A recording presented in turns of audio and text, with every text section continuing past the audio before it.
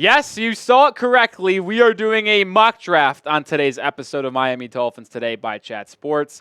I know it's early. It's actually the first mock draft done by any channel here at Chat Sports, but I wanted to make it precedent since, well, the Dolphins do currently hold the number 2 overall pick. If they didn't hold number 2, we wouldn't have done this, but through the first 4 weeks of the season, the Dolphins are 1-3. They are the worst offense in football, and they currently have the number 2 pick. The only team ahead of them, in terms of the standings, is the Jacksonville Jaguars, who the Miami Dolphins beat. So there's that.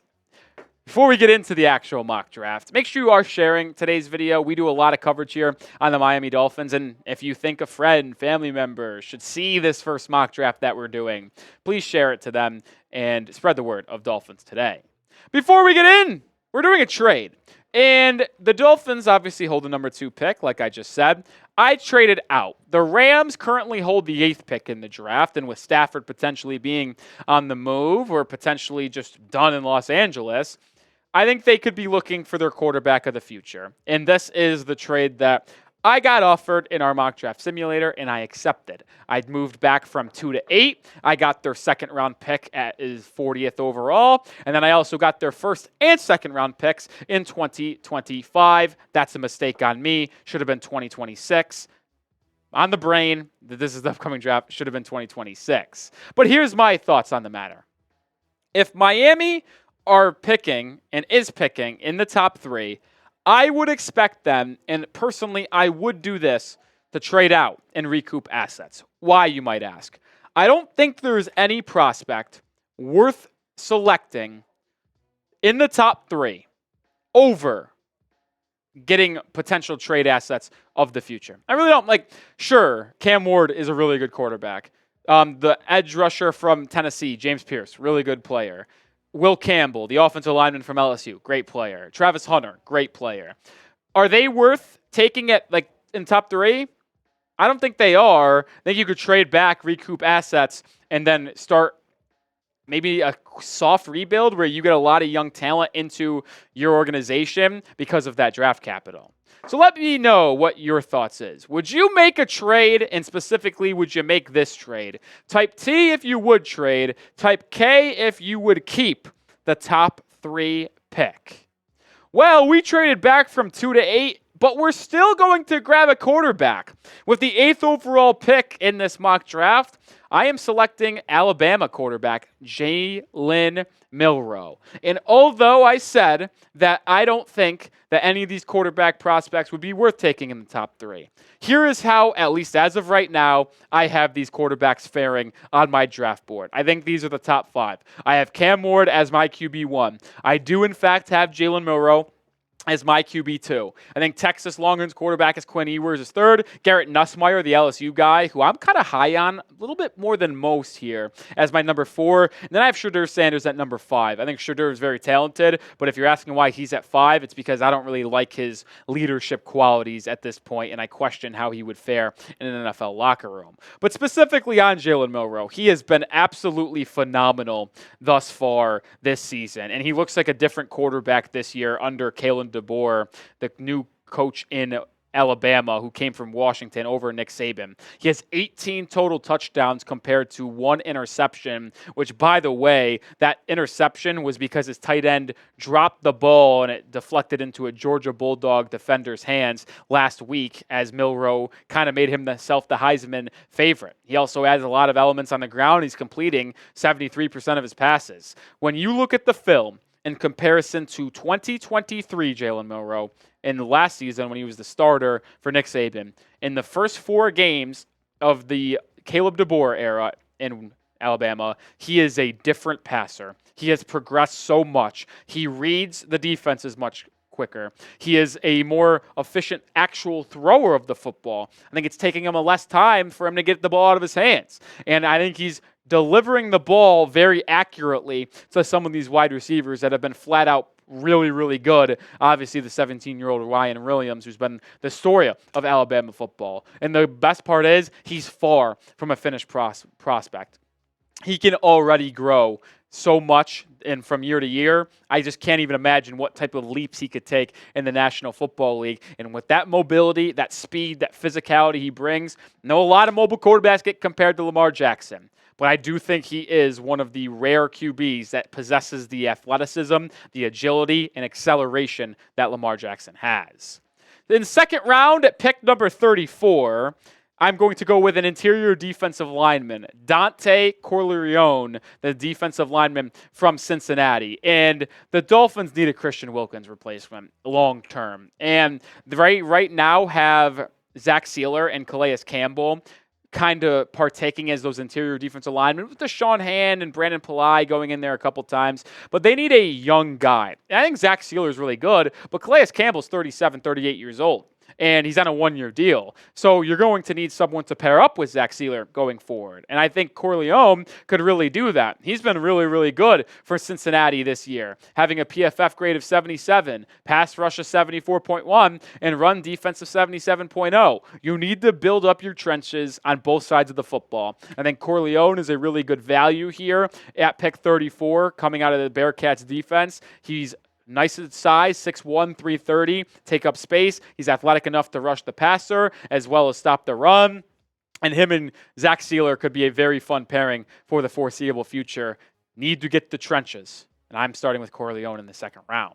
Make sure you get started with Game Time, who is the number one way to get your tickets, whether you're going to a Dolphins game, a Heat game that's starting up relatively quickly, or if you're not in Miami, you can get any tickets for your local area, whether it be concert, comedy show, or theater event. And with the new feature called Game Time Picks that allows getting tickets to see your favorite teams and people play live even easier, how could you not love Game Time? Game Time Picks filters out the fluff to show you only incredible deals on great seats, so you don't have to waste time searching through thousands of tickets. All-in pricing. Toggle this feature because it shows you the total price of your ticket up front with no surprise fees at checkout. And Game Time ticket coverage is another thing that I really like. Your purchase is covered with the most flexible customer service policy in the ticketing industry. Take it from me, who has purchased all of their tickets with Game Time. I use them all the time. When I went to LSU USC a month ago, I used Game Time. Download the app, create an account, and use code CHATSPORTS for $20 off your first purchase.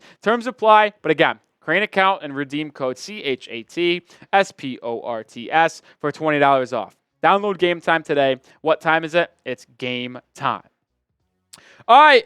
Second round pick that we got from the Los Angeles Rams, number 40th overall. We're going to go with an interior offensive lineman, Tyler Booker, the guard for the Crimson Tide. Two Alabama players in the top 40 picks here. And Booker has not had the most sound start to his 2024 campaign. His numbers are not great. Has yet to allow a sack, but his overall PFF numbers aren't that good. He's played left guard for the most of his career as an Alabama Crimson Tide, and he is kind of versatile as well. This season, he's played 149 snaps at left guard and 77 at left tackle, which is good to have versatility amongst your offensive line. But I also don't want to scare Dolphins fans off by those PFF numbers from this season through 4 games, because in 2023 and 2022, he was very, very good, putting up PFF numbers overall all in the 70s. So I still believe Tyler Booker is a good player, and I think getting him in this room that could replace Robert Jones, replace Liam Eichenberg on that offensive guard spot would be very, very good for Miami, because we know they need to address the interior offensive line sooner rather than later. And if it's later, we got issues. We are going to still be dropping daily videos on the Miami Dolphins. Even if the season goes in a wrong direction, we're still going to be here. So make sure you hit that sub button and join the channel, because we're not going anywhere. We're going to lock you in here at Dolphins Today. We're going to go to the third round, and just a quick note here. The Dolphins don't have a third-round pick because they traded it to the Philadelphia Eagles for Jalen Wright. But they will be getting 2 comp picks for losing Robert Hunt and Christian Wilkins in free agency. They've got it projected at 98 and 99 in the third round right now. And with the 98th pick, we're going to go with offensive lineman Armand Membou from Missouri. An offensive lineman that I am a fan of right now, and I actually am going to project by the time April rolls around and we are in the NFL draft process, he might be going in the closer ranges of the first round than the third round, because he is a very versatile football player who has been really good for Missouri this season. PFF numbers are off the charts. No sacks, only 2 hurries. He's played 3 years of football as a starter for the Missouri Tigers. All of them at right tackle. But he projects as a guard in the National Football League. When I was reading up on him, watching his film, looking at scouting reports, he has really good athleticism that allows him to get on the perimeter, get onto the second level very easily. And due to not having the greatest arm length, he has good enough arm length to be tackled, but it's right on that fringe area that many scouts believe he's going to be a guard in the National Football League. And I know we already drafted a guard in Tyler Booker, but this interior offensive line is so bad, it would be very beneficial to Miami to grab multiple, because if you both hit on those picks, well, guess what? You have your left guard and right guard starting duo with Aaron Brewer sandwiched in between. Or if one of them stinks, one of them's good, at least you got one guard solved. But I really like Membou, and I expect him to be someone that I have high on my boards going into April. What's the biggest position of need for the Dolphins? They're 1-3 right now. A lot of people are negative on the Miami Dolphins. What is the one position they need the most? Could be quarterback, could be offensive line, could be interior defensive line. Let me know your thoughts down below. With the 99th pick, we're going to go with Jason Marshall, the corner from Florida, who transferred from Eastern Michigan a year ago. And Marshall has been a bright spot on that Florida defense. That team has really struggled this season. And talking to our resident Florida Gators fan here at Chat Sports, he said it's been one of the highlights of the season so far for this Gators team. His PF numbers are great, and his coverage stats are fantastic. Man coverage, zone coverage, doesn't matter. He's covering at a high rate. And through 4 games, PFF has charted him on allowing 5 receptions, for 42 yards. That is high-level football from Jason Marshall Jr. And it could be time to add another young corner to this room. Who knows what Cam Smith is going to bring to the table? Second-round pick from 2023 has yet to make a difference on this Dolphins roster, and hopefully he's going to be active this upcoming year. But Kendall Fuller signed a 2-year deal this offseason. Jalen Ramsey signed an extension, but he is approaching 30 years old. Kader Kohou has not been good for the Dolphins over the past couple years, the former UDFA. So it could make sense for Miami to add a corner to this roster if they don't like what they're seeing out of Cam Smith. And I went with Jason Marshall Jr., the corner from Florida.